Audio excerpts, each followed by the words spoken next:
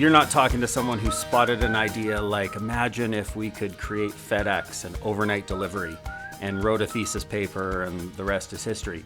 You're seeing a guy who was in a McDonald's drive-thru who was looking for a way to pay for college. And I saw this beat up truck filled with junk, and I knew there was an opportunity there. I saw a possibility, and that possibility was go buy a truck of my own, start a junk removal company, and a week later, my company, the Rubbish Boys, was formed. What I learned early on with 1-800-GOT-JUNK, or the early days of the Rubbish Boys, I had this picture in my mind that running a business was very difficult.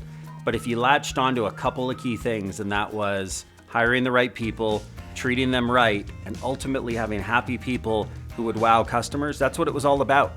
And I found that it was something very little that would truly wow someone.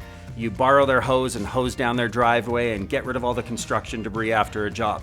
They didn't ask you to do it, they didn't expect you to do it, and because you did that one little thing, they were truly wowed. People would tell their friends, they'd tell their family, and referrals became our biggest source of business by far. But it was always referrals based on tiny little things. You gotta call these guys, the Rubbish Boys, 1-800-GOT-JUNK, here's what they're doing.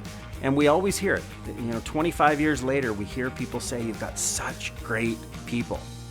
That's all it is. Hire happy people, have fun together, and have a clear vision of the future as to why we're making something ordinary so exceptional. We are in 3 countries, Canada, the United States, and Australia. We are in every major metro in all 3 of those countries. We have close to 3,000 employees if you took everybody system-wide. And we've got a vision of building something which is a globally admired brand in a space that's been so highly fragmented.